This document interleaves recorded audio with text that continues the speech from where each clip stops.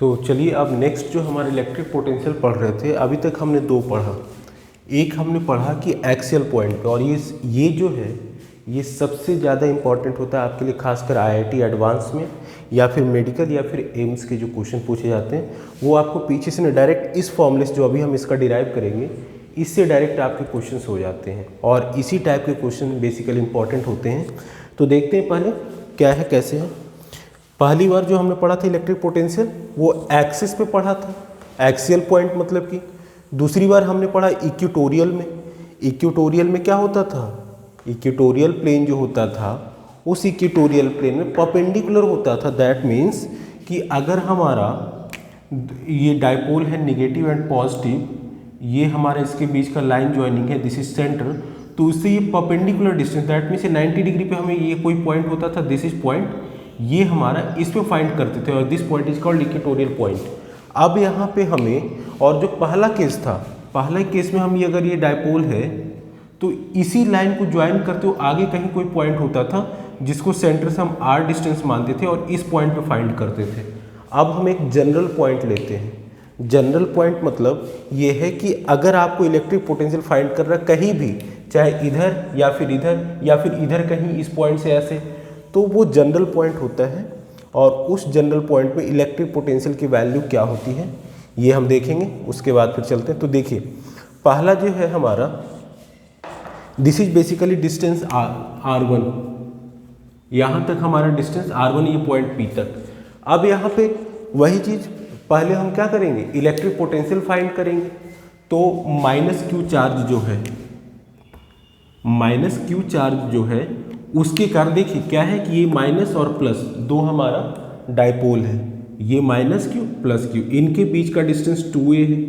यहाँ से point P पे ये जो है कोई जनरल पॉइंट है ना, तो ये देखिए पहला केस था उसमें 90 डिग्री था, यहाँ के सीधे में बिल्कुल सीधा, बट यहाँ पे ये जनरल कोई एंगल थीटा पे कोई पॉइंट P है, उस पे हमें निकालना है, ठीक है।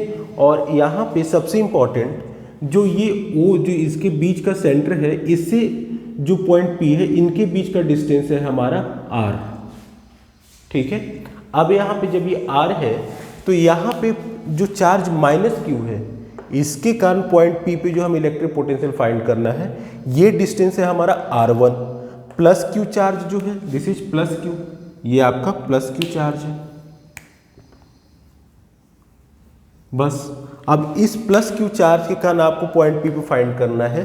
तो ये जो +q चार्ज है इसके कारण आपको पॉइंट P फाइंड करना है, तो इसके बीच का डिस्टेंस आपको r2 है।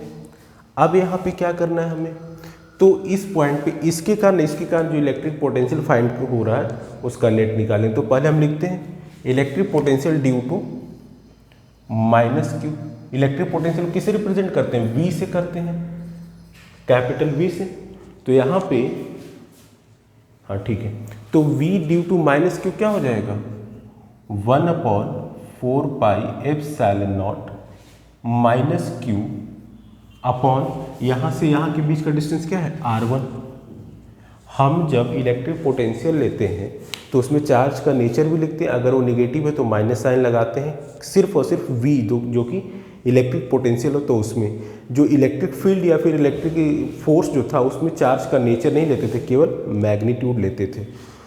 तो अब यहाँ पे अगर ये है तो दिस इज r1, क्यों, क्योंकि यहाँ से जो ये डिस्टेंस है वो क्या है, दिस इज r1, तो ये r1 हो गया। इसी तरीके से V ड्यू टू +q, इस चार्ज के कारण इस पॉइंट पे क्या होगा, this will be again 1/4 pi epsilon not plus का q अपॉन r2, ठीक है।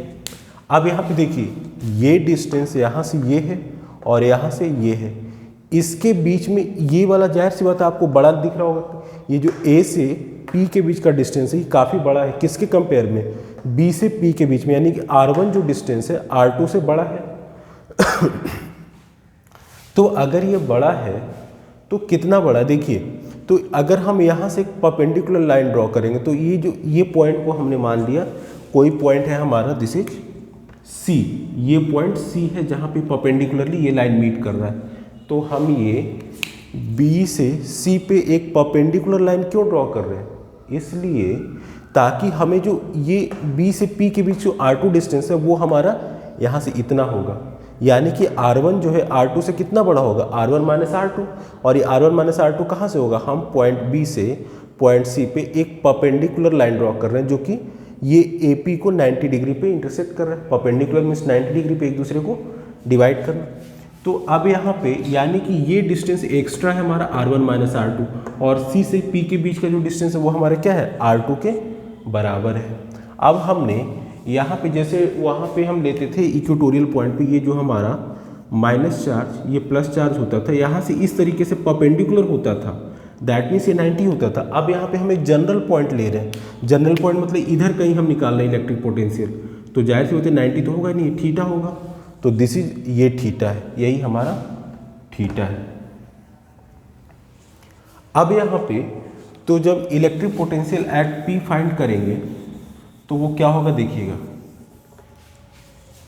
तो इलेक्ट्रिक पोटेंशियल एट P जो होगा, सिंपली हमने कहा था इलेक्ट्रिक पोटेंशियल एक स्केलर क्वांटिटी है, तो जब ये स्केलर क्वांटिटी होगा तो उस केस में क्या हो जाएगा, हमारा सिंपल ऐड होगा या फिर सब्ट्रैक्ट होगा।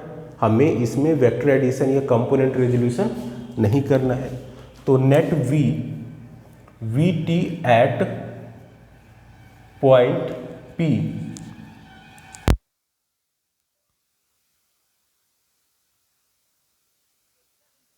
ये क्या होगा, V T equals to V1 plus V2।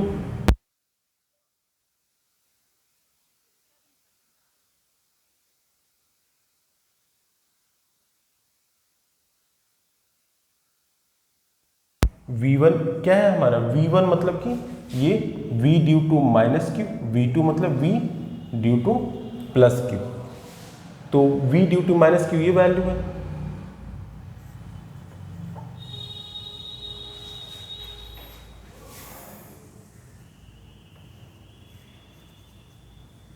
और V due to plus Q का ये है।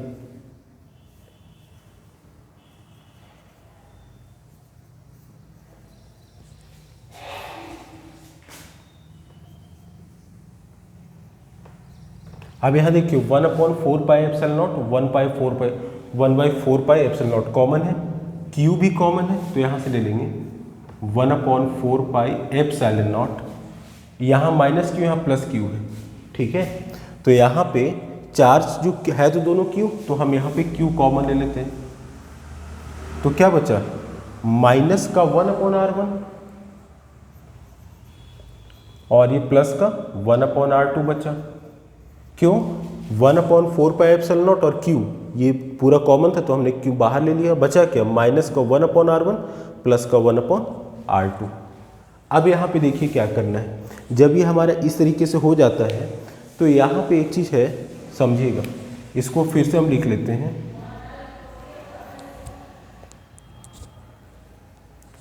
Q/4 pi epsilon not 1/R2 minus 1/R1। हमने क्या किया, इसको इधर कर लिया, इसको इधर कर लिया, ठीक है। अब देखिए हम ट्रायंगल ACB, ये ट्रायंगल ACB यानी कि ये वाले ट्रायंगल को ले रहे हैं, तो अगर ये थीटा होगा तो ये सेम इसी तरीके से इंक्लाइन है, that means this will also theta, ठीक है। तो लिखते हैं नाउ इन ट्रायंगल ACB में कॉस थीटा क्या हो जाएगा, बेस अपॉन हाइपोटेन्यूज। देखिए ये 90 डिग्री बना रहा है, तो 90 डिग्री के अपोजिट क्या होता है, वो हाइपोटेन्यूज होता है। जैसे ये हमारा इस तरीके से 90 डिग्री अगर बनाते तो इसके सामने कहीं क्या होता है, हाइपोटेन्यूज होता है, ये हाइपोटेन्यूज होता है। तो यहाँ पे ये हमने यहाँ से एक परपेंडिकुलर लाइन ड्रॉ किया था, किस लिए, क्योंकि ये जो है R1 डिस्टेंस R2 से कितना ज़्यादा है, R1 माइनस R2 इतना ज़्यादा है, तो यानी कि R2 के बराबर लाइन कहाँ से होगा, यहाँ से यहाँ होगा, और ये हमारा एक्स्ट्रा लाइन होगा कितना, R1 माइनस R2। तो अब यहाँ पे जब ACB ट्रायंगल लिया था हमने, तो कॉस थीटा क्या होगा, बेस अपॉन हाइपोटेन्यूज। बेस क्या होता है, देखिए जो एंगल होता है उसके सामने का साइड क्या होता है, परपेंडिकुलर होता है, ये हमारा हाइपोटेन्यूज है AB, तो बचा क्या AC, यही तो हमारा बेस होगा, तो ये हो जाएगा हमारा AC, this is AC upon AB, और AC की वैल्यू क्या है हमारा R1 माइनस R2 और AB की वैल्यू क्या है 2A। तो यहां से हमारा तो R1 माइनस R2 जो है हमारा हो जाएगा, देखिए तो cos theta equals to R1 minus R2 upon 2A। तो R1 minus R2 equals to हो जाएगा 2A cos थीटा। क्यों ये सब कर रहे हैं हम यहाँ पे, जब इसको सॉल्व करेंगे तो देखिए क्या होगा, VT equals to Q upon 4 pi epsilon naught. यहाँ पे जब LCM लेंगे तो R1 R2, तो ये हो जाएगा R1 माइनस R2। अब यहाँ पे ये हो जाएगा Q upon 4 pi epsilon not. R1 minus R2 ये है ना, R1 माइनस R2, इसकी वैल्यू हम यहाँ पे रखेंगे। अच्छा एक चीज़ और देखिए, यहाँ पे दूसरा R1 into R2, R1 into R2 ये वैल्यू आप याद रखिएगा, R1 इंटू R2 जो होगा लगभग R इंटू R के बराबर होगा, दैट मीन्स R स्क्वायर। कहेंगे क्यों? क्योंकि देखिए R2 जो है R1 से कितना छोटा है, R1 माइनस R2 अमाउंट छोटा है, लेकिन R जो है ये पॉइंट O से P के बीच जो एंगल बना रहा वो वाला डिस्टेंस है। तो हम ऐसा अज्यूम करें कि बहुत लार्ज डिस्टेंस अगर नहीं है तो R1 और R2 दोनों R के बराबर होंगे, तो यहाँ पे R स्क्वायर हो जाएगा।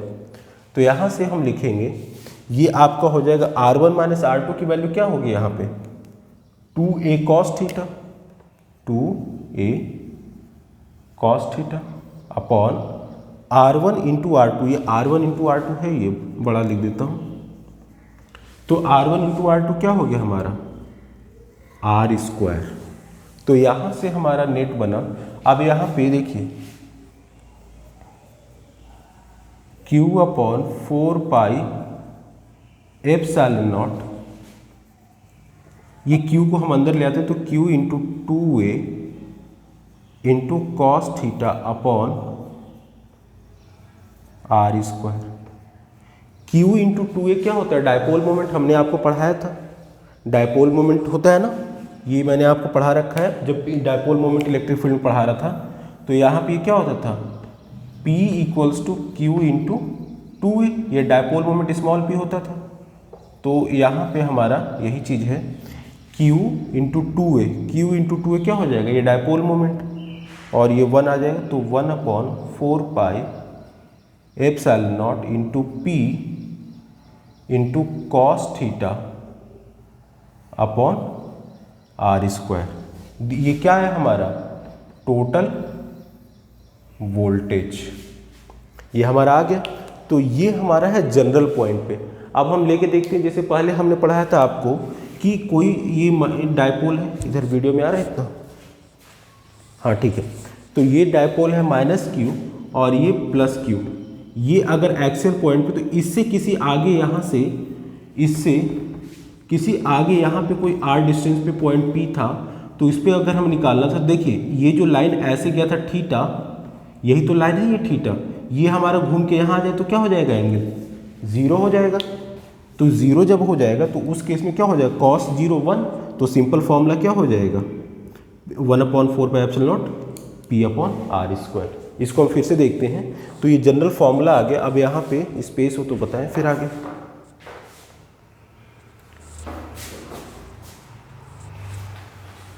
तो ये हमारा डेरिवेशन, इसको डिलीट करके फिर हम ये फॉर्मूला पे आते हैं। तो देखिए फॉर्मूला क्या है,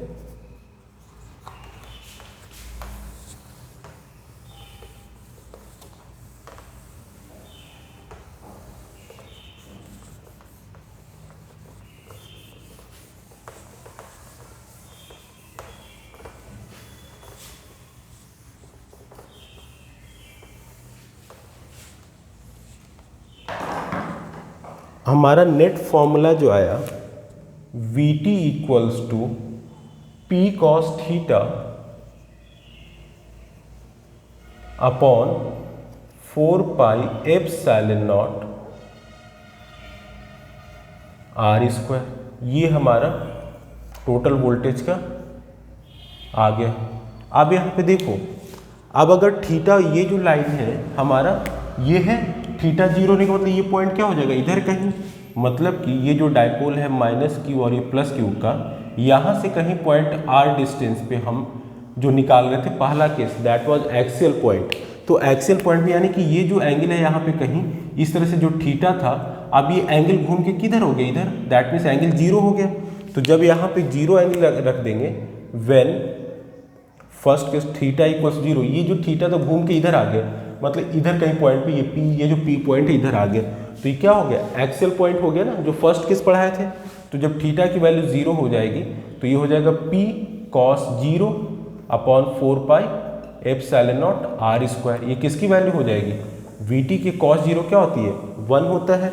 तो यहाँ पे फॉर्मूला हो जाएगा Vt equals to P upon 4 pi epsilon naught r square. ये पहला जो फॉर्मूला हमने पढ़ाया था एक्सियल पॉइंट पे वही तो है ये, तो ये जनरल फॉर्मूला है, इससे हम किसी का भी निकाल सकते हैं। तो हमारा देखिए ये जो फॉर्मूला बने किसका था, एक्सियल पॉइंट पे जो फर्स्ट केस में डिराइव किया था।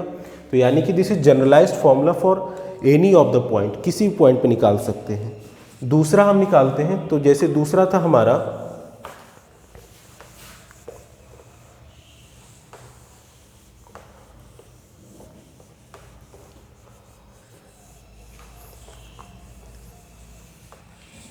दूसरा जो था हमारा, पहला ये था, दूसरा हमारा क्या था इक्वेटोरियल पॉइंट -q + q, इससे परपेंडिकुलर पॉइंट कोई था, ये r डिस्टेंस पे पॉइंट P था और इस पे हमारा +q चार्ज था, ये हमारा पॉइंट O था, तो ये 2a डिस्टेंस था। तो अब देखिए थीटा की वैल्यू यहाँ क्या हो रही है, ये जो है सीधा ऐसे हो गया दिस इज, तो ये 90 हो गया।